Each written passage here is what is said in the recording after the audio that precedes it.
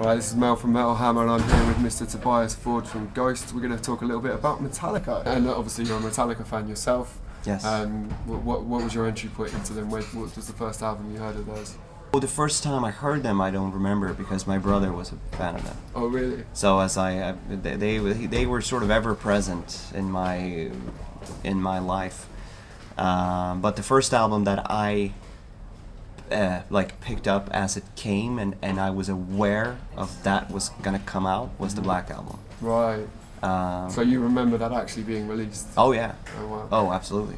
What was it like then, the kind of atmosphere around it? Because really, metal changed forever after that album. Yeah. You know, and it was the biggest any metal album had ever been. It's probably the biggest any band will ever get off the back of that. So it was almost like a line in the sand between where metal had been to for that point and where it's been since. Can you remember the kind of vibe around the release and the songs that were coming out and the general feeling about it? Yes, I remember quite a lot from that time because there was, for me, I've spent hours in interviews talking about I'm pretty sort of archaeological in my music taste, and I have been throughout my life quite a lot. Even when I was younger than that, I was sort of exploring music that was older, like 60s music. I was if you'd met me in like 1989, one of my absolute favorite bands of all time was Rolling Stones. Really? Yeah, so I was Wow. I was devouring everything that had to do with Rolling Stones. Where did that come from? My mom, I think, but you know, I had an older brother as well, so there was just a great influx of music, and so I especially when I was like 7, 8, I was completely into like 60s music, like The Doors, Janis Joplin, Jimi Hendrix, all that, Beatles, of course, like all of that. That was like what I was plowing through, and before that, I already was into heavy metal bands, and around 91, 92, I would say, and this sounds pretty awful, but that was one of the few moments when I was actually interested in anything that was current, anything that was contemporary. Wow. Because there were a few records that came out in 91, 92 that I liked a lot. Black Album, Nevermind. I liked Pearl Jam a lot at the time. Alice in Chains. What was it about those albums that suddenly made you pay attention to what was happening now? Like what kind of made you pivot towards them and notice it all? Another band that was obviously huge at the time was Guns N' Roses, Sure. and I liked them already before, so I was already a big fan of Guns N' Roses. I already knew about Metallica,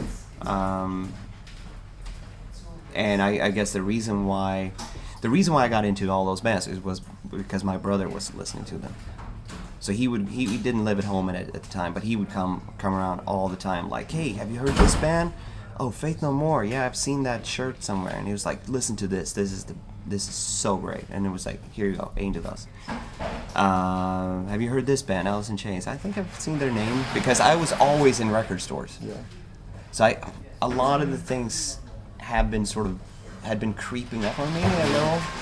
And when I was like, even in the late 80s, I used to buy Metal Hammer. Awesome. Yeah. But it didn't matter if they were in sometimes we had German ones. I was going to say, would it have been the German one or the English one? Because they were kind of coexisting a bit more closely back then. Yes. So I didn't matter because I couldn't read. I couldn't read them. Or I struggled to read them, but I bought them for the posters. Right, okay. And they were quite expensive as well, so it was like, that was the allowance basically, to get like, and so I already had, there's this classic Metallica poster that was originally issued in 1986, it must have been. It's like it's a Master of Puppets, but with the Jump in the Fire Devil on it. In 1991, it was hard to miss. If you were interested in music and you liked heavy music, it was like Guns N' Roses were everywhere. Metallica was everywhere. Nevermind, like Smells Like Teen Spirit was all. I mean, it was ever present, like omnipresent. You couldn't escape for the iconography and the music just being a part of the culture really at that point. Right. And it just felt like something that was already in my blood because I'd listened to a lot of music before that. And again, I got so much guidance from my brother. He was the one that got me into Motorhead and Black Sabbath years before that. And just being around him, it was sort of like he was just fed to me. So, but in '91 when the Black album came, it was like, yeah, that was the first time I chose to sort of step into Metallica world, but I was already familiar with it. So it's like when I think about being a kid, I remember like looking at James Hetfield and all those pictures and the records. Like I thought he was like the coolest thing ever. When it kind of came to opening that band up to you, I mean, does that album still rank highly for you? Because it was arguably their biggest ever album, but it's quite divisive as well. I mean, there's still people even today that will still go, that's the bit they sold out on, or they weren't a proper metal band anymore. I mean, how do you view where that album sits for Metallica now? I can see it from several different angles, and just first and foremost, I like the album. I think it's really good. I think it's phenomenal. I understand if I had been 10 years older and I had been listening to Metallica for 8 years at that time, I can understand why people would have regarded that one as like such a sidestep. Because it is. Because they were the band that could do it, and they were the band that understood that they were, and they took that chance. And they did everything. What you saw with the Black album and its following album cycle and the tour that they did was a band that did everything right. And there are a few moments in rock history where you got bands that do that. AC/DC, Back in Black, another one. Like, they took a major hit, lost their singer, and then they just chose to do a really fucking kick-ass album that is so straight and so bang on. And there are several, but definitely Black Album was one of those where, from a professional point of view as well, I'm so in awe of their concentration at the time. And I think that sometimes people comment on that album as being such a sidestep, forgetting how much they progressed before that. Already on Ride Lightning, they were taking leaps, and they were already there, like so much ahead of all their contemporary, all their pals. Not only their heavy songs, but Fade to Black. Fade to Black, going from that to something like certainly The Unforgiven or even Nothing Else Matters, that's not a drastic leap, and it took them 2 albums to get that. Right. So you're right, there was definitely some seeds being sown early on for that progression towards something a bit different. Yeah. Even if people don't like to admit that it was. And if you fast forward even further into early 2000s, when obviously the film that everyone saw, Some Kind of Monster. Yeah, and there was a great deal of very public therapeutic work. And even when I saw that, I mean, because they were they were talking about they obviously a lot of fear and angst was coming up to surface, and they were talking about making a real and honest record, whereas I got the impression that already, especially on the Black album, like Unforgiven, Nothing Else Matters,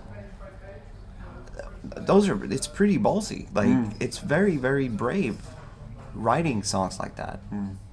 Not only musically but lyrically. The lyrics. Yeah, very raw. Yeah, Emotionally. I mean, even though I am a big fan of Kill 'Em All as well.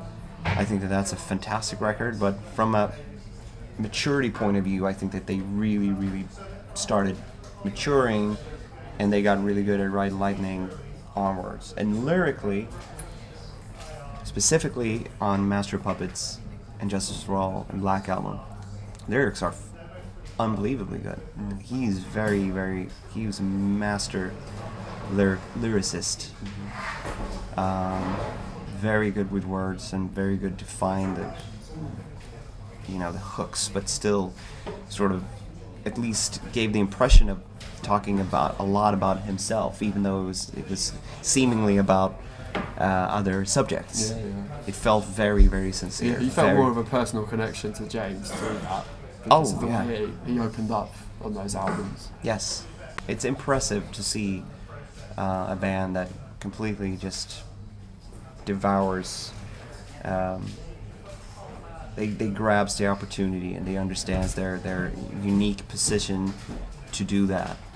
Whereas if they hadn't done that, God knows, like what would have happened. Yeah, absolutely. And so many bands succumbing, like bands that were popular in the '80s, succumbing to the absolute fucking tsunami that was 1991 for most bands. Yeah. And they were one of the few bands that actually got to thrive in the beginning of the 90s. Whereas like 91 was very much the year of sort of debut bands or like reforming bands in a way. Yeah. Red Hot Chili Peppers, another example of that. I mean, no offense to anyone. Believe me, I like a lot of Red Hot Chili Peppers, but when they made Blood Sugar Sex Magic and their coming records, they could have as well just dismissed the records that they did before. Mother's Milk has moments, but the ones before, it's basically just a funkorama jam. Like, whereas when they did Blood Sugar Sex Magic, that was like a debut record. Like, bang, here you go. That's when they really got a completely new set of fans. Yeah, it felt like it was an era where rules were just being ripped up and bands were being bold and bands weren't afraid to reach for the ring, like try and push themselves into that wider consciousness. Yeah. Which is really cool. Years later, I think that Green Day did that as well. They did, yeah. Maybe the last. Maybe you could say Foo Fighters as well, in terms of a band that started off in the real alternative scene and then kind of became this giant like of course thing. But yeah, Green Day totally did that. They just became a different band. Yeah. Well, obviously Dave's trip is such a weird one, just because he was in one of the biggest bands at the time, and then he created Dave Grohl. Yeah, Dave Grohl. Yeah. Sorry, Dave Grohl was, and he did the miraculous move of switching positions as well, and became essentially even bigger band than Nirvana ever was. And so that's it. But the reason why I threw in Green Day is that they did a similar thing with American Idiot, where they were essentially sort of going a little bit downhill before that. Or let's be frank, they were fucking warning was a real downturn for them. Yeah, it was not. They were not doing very well, and they did a lot of the right things. And as a music fan, as a musician, and back then obviously I saw it as an outsider, and now I see it from a little bit more from a colleague point of view. It's always impressive when you notice a band. There's something cosmic that just like there's an energy around a release, and it just explodes. That's what everyone wants to do, Absolutely. And when you look at Metallica in particular, seeing as I think that, like you said, all those bands around that era kind of grew and changed stuff up, and they became embraced by the mainstream as a result of that. I think Metallica received the biggest almost kickback from that as well, because metal fans are super overprotective, very wary of anything that is deemed commercial or too polished. So as much as it obviously took them into arenas and stadiums, it also, almost made them like the whipping boys for metal for a little while. They kind of became the standard of like a reference point for people selling out or turning their back on the metal scene. Right. And they almost seem to, instead of like retreating and just going, okay, we'll make like a heavier album next time, they almost like pushed back against that even harder. they cut all their hair off in the 90s. They started writing like country songs on loads of I was reload. 15 at the time, so Oh, right. I did not react very good to that. No. Oh really? So Okay, you well. weren't up. I was going to ask you, what do you think about what they did next with the load and reload cycle? And they changed the logo and they completely rebranded. Really? I did not like that. At all. Really? No, I am. No, I went to see them in 1996 as well. I'd seen them before, luckily. But I was, as a 15-year-old, I was already well into my study of like old metal, and I was very set in my ways. I am to a degree still that if we were talking about metal. But they, it really felt like they had taken a step that I was not ready to take. We were definitely in two different we were in two different positions in life. But just to be honest, also be a reflecting person, looking back on it now I'm older. I'm essentially like older than they were when they made that record, or those records. I definitely understand now why they did that, or why they did what they did, and why they had to do that. I think that as much as I, or a lot of other people that I know at least, were not fans of what they did in the later part of the 90s, I think that in the greater scheme of things, they needed to do that in order to become what they are today. And another thing that I think a lot of people do not get is the fact that their lives, their ways of doing things, their experience is unlike any other. Like, the level of fame, the level of demands, the level of the level of pressure that they experienced, probably just to make the Black Album, but definitely after the Black Album, is nothing like.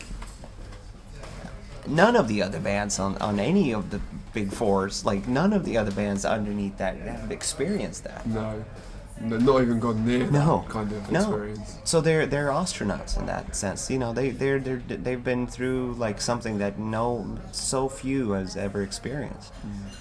And also they were older than anyone else, like younger. I mean, me and my buddies, we were just kids, and even people that were 10 years older were still like 8 to 10 years younger than they were. So it's hard for. I guess that's the biggest blow of load. Like, when they blew their load, was that a lot of their fans that had been around maybe 5 or 10 years were very confused as to what they were doing, because most of us were younger than they were. So we don't experience the same thing. We don't feel what you were feeling. However, I must say that one song that I really like from that record is "Until It Sleeps." That's a great record. Song. Yeah, I think that is if I got to curate their live set, that would definitely be in there. Really? Yeah, just to be like, just to sort of scope up like from their whole different ear, like all their different records. That would be definitely. That's an important song. I think that song, also being the first single off that record, was a smart move. Had I been the manager at the time, I would also say like that's the song that you do. Really? Because that's the good one. Yeah, I mean it is a good song, but it's certainly again, if we're thinking about Metallica, or at a point where they would have wanted to capitalise on the amazing progress they've made so far, maybe a lot of people would be interested to know how they would respond to the accusations of selling out and leaving the metal scene behind. I mean, it's got riffs on it. That song, it's a heavy song in a very different way, but it's not an immediate kind of heavy metal banger. No. It's a kind of gloomy, like pondering, like piece of work instead. So it's quite a bold choice in many senses as well. But it has a lot of the qualities that I think that James especially is known for, or at least in my universe, Like it's a very, also very honest lyric. It feels like something that 5 years later, when they were doing some kind of monster, 5 years, 6, something like that. A lot of the things that they were sort of aggressively squeezing out of them on Saint Anger, a lot of those things are said already until it sleeps. It feels like he's talking about the inner beast and the inner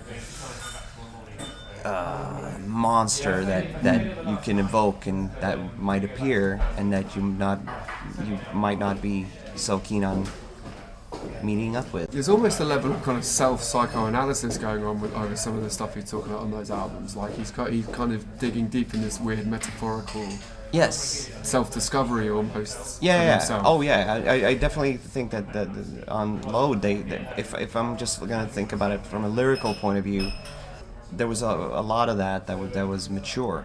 The reason I think that myself and a lot of people who are clinging on to the 5 first records don't like Load and Reload is basically because they don't have any neoclassical stuff on it. Yeah. All that sort of neoclassical harmony stuff, it's gone. And they sort of traded that for some sort of bluesy stuff that it's just not like, even though there are riffs on the previous record, that was more like a, oh, here's a bluesy thing. Yeah, definitely. It was sort of lit up in a different way, whereas then all of a sudden you had like 70. I remember also there was like a selling point of Load being so long, because it was like 70 plus minutes long or something like that. Yeah. And it was just filled with these like blues rock that wasn't really at all like it was the Cajun pepper was missing. Yeah. And I'm here in Louisiana, god damn it, you know.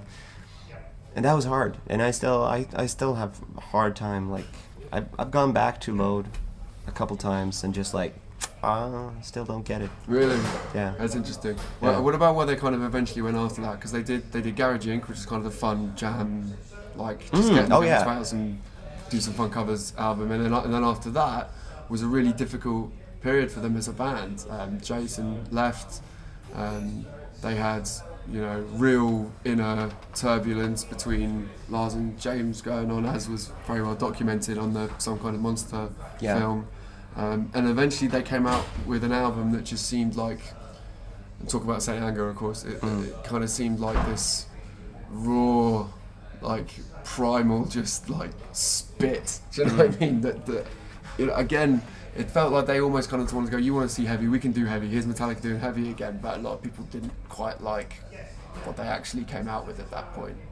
What did you think of it as a fan when you heard Saint Anger for the first time?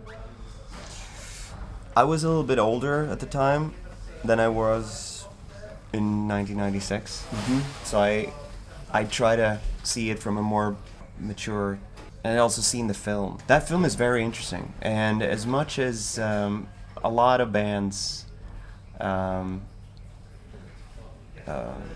relate to all the different absurdities of Spinal Tap, I think that there's an element in Some Kind of Monster where you could relate, but they were like one of the definitely the first that showed it. And also they're further, they've gone further than anyone else before, so it was like a painful insight into the, not only the bedroom of a couple, it was the bathroom of a couple. Like, Yeah. Yikes. Again, another bold move. Oh, extremely. Completely dismantling any mysticism Right. they had left at that point, Leaving the cinema, that was definitely something that I applauded. Like, wow.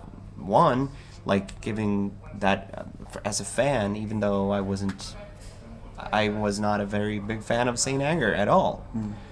And at that point, I was sort of, Metallica was for me like a band that I liked those 5 records, and then I wasn't really following everything that they were doing throughout those years. because it just wasn't for me. It's like I didn't like a lot of their records like coming out. I didn't feel like them. However, I liked the Garage Inc. record. That had a lot because that's such a great album. It's fantastic. That was fantastic. But I was just doing a lot of different things. But walking out of that cinema after seeing Some Kind of Monster, I was definitely also once again struck by how brave they are. Like, wow. Like, very. Yeah, they had bigger balls than. Absolutely. than most. And I would love to grow big balls like that. Hey, we'll see, man. No, so it's like it was inspirational that way. It was like, for me, especially now looking back on it, like now when I have my own little career to sort of foster. It's them setting examples like that. I don't want to make that exact film, but it definitely like. It's an inspiration. It's like a threshold of, like, this is how brave you have to be in order to become one of the big boys. Yeah, and ultimately, it didn't stop them still being the biggest metal band of all time. No, it did no harm. What do you think of, and that's, I think that's very important to look at their accumulated, like the sum of their career is the reason why they're here now. What do you think of where they've come in the 21st century? The general consensus from fans of their 90s stuff, of the early stuff, and people who didn't like Saint Anger or did like Saint Anger, the general opinion seems to be the 21st century has been pretty decent to Metallica on record. Death Magnetic, generally seen as a decent album. Yeah. Hardwired got really good reviews. Yes. Lots of very positive things towards some of the songs on there. So, I mean, what are your thoughts on where they've come since? Are there any songs or moments across those last couple of albums that really stick out to you? I definitely like them better than the ones that they did 15 years ago. I sort of reacquainted myself with a lot of their material as we started playing together, or when we played the same places as they. And the one thing that really, really blew me 7-8 years ago when we did the first show, that was like the first time I'd seen them in quite a while, was that it's still the same Metallica. It's like whenever they start playing, and this is what I tell a lot of my friends who sometimes are also a little bit like, I don't want to go see them. Like, go see them. It's really cool. It's Metallica. And they will play like a lot of our favorite songs, and as soon as they start playing it, it's them, and the magic is there.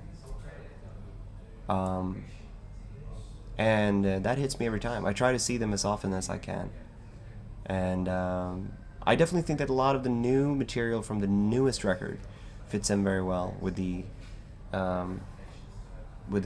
old material. Yeah, definitely. One song that I forgot about, which they're playing on this tour, that I actually will also like.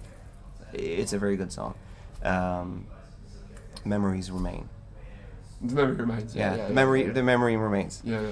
I liked that actually when it came because I really like Marianne Faithfull's vocals in it. It's great. It's become a really good live thing as well, because the crowd will sing that bit. And it definitely has. That is definitely also like up there on the classic. Like, this is a big classic track. Keep playing that. That's good. They played "I Disappear" for some time, which is also a cool song that actually sort of sticks up a little. Very rarely played as well. But I don't know if they've ever even played it in England. If they haven't, not very often.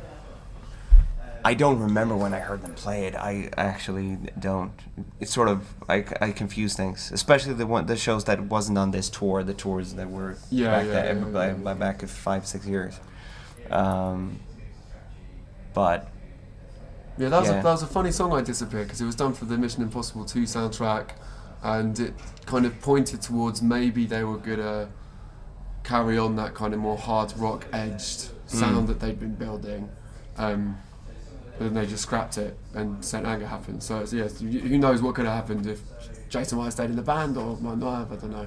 Yeah. So there's a lot of what ifs with Metallica, but I think most people would agree they've come out of it all pretty okay. I think they're doing quite okay. Yeah, they are. Yeah, no, and again, I cannot underline how every night when I have the opportunity, when I go out and see them, they're very close to the band that I went to see when I was 11. It's still there. It's there. It's still fantastic when they rip into like Ride the Lightning or they played like they played the thing that should not be on this tour. Wow, that's really cool. Yeah, they still understand that those songs still mean something to people. Oh as well. yeah, I mean, also to their credit, that I really think that people should not forget, especially the people who fucking don't go to a show because they think that I don't know what they're thinking about what they're gonna do. It's like they are really, really treasuring their past and their catalog, and they do it really well. So, yeah, I'm as big of a fan as I've ever been, but from now in a completely different position, of course, which is strange if I'd met my 11, 12-year-old self, because back then, I mean, especially during the Black Album era, when I saw them play and for Christmas 1992, I got the a year and a half in the life of Metallica, the 2 videos. So the first part was about them making the Black Album, and the second part was about them touring the Black Album. And for me, that set the standard. Like, okay, so that's how you make a record? This was before I even recorded a demo. And I'd definitely not been on tour. And that was like, okay, so that's what I'm gonna do. Like, that's what I'm aiming at. I'm not there yet, but I'm at least like very close to the source, which is kind of phenomenal. I mean, I usually credit Metallica for sort of implementing the work ethic, and Iron Maiden, like plowing through Live After Death and looking at all those tour dates and trying to get a grasp of how you tour America. Same thing with the Black Album. I used to sit, I had the box with all the dates in it from just the Black Album, or the Wherever We May Roam tour. It's just like, that's how you do it. Like 300 shows. Let's go. Wow. Yeah. Epic. You have to do it. Yeah, and then I guess like a few lineups later, it definitely takes a toll on people. But I still think that that's how you do it, and that's how you break a rock and roll band. Touring. And that's what I've always wanted to do, and that's what I love to do, and I learned it from them. Awesome. Tobias, thank you very much. That was wicked. Thank you. And good luck for the rest of the shows. Thank you very much.